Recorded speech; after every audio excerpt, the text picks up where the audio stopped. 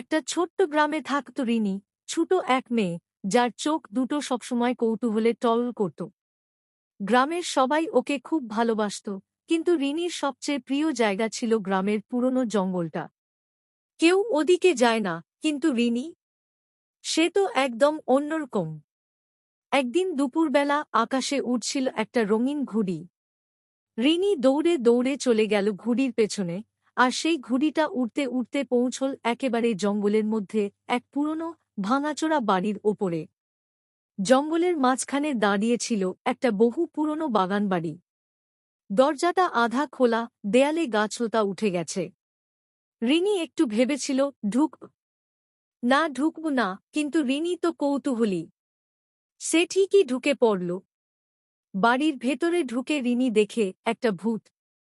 কিন্তু সেটা ভয়ঙ্কর নয় মোটেই।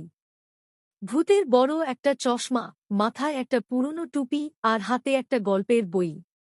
ভূতটা হেসে বলল, কি রে, গল্প শুনবি?